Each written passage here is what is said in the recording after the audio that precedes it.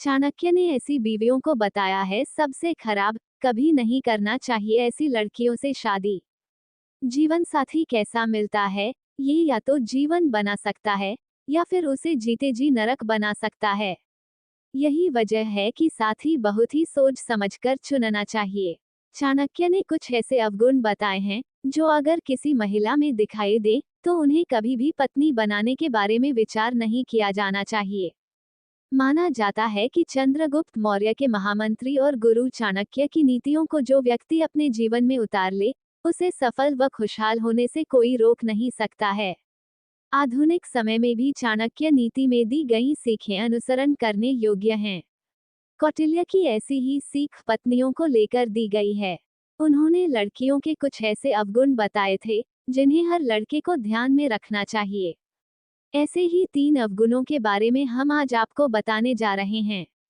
अगर इनमें से कोई भी किसी लड़की में नजर आते हैं तो वो यकीनन एक बुरी पत्नी बनेगी।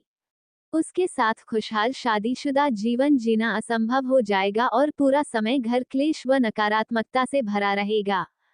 यदि कोई लड़की बौद्धिकता से ज्यादा अहमियत अपनी सुंदरता को देती है और उसी के अहंकार में डूबी रहती है, तो वो कभी खुश व संतुष्ट नहीं रह सकती।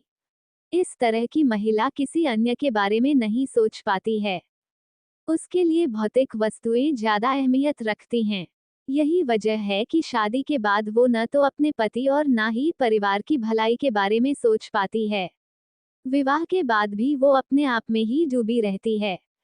अगर कोई महिला अशिष्ट है और वो दूसरों को नीचा दिखाने से हिचकती नहीं है, तो उससे दूरी बनाए रखना ही सबसे अच्छा विकल्प है। ऐसी लड़की शादी के बाद अपने पति व अन्य परिजनों का सम्मान नहीं करती है। उसके मुंह से सदैव नकारात्मकता ही निकलती है। ये घर में कलह की वजह बनता है और सुख दूर चला जाता है।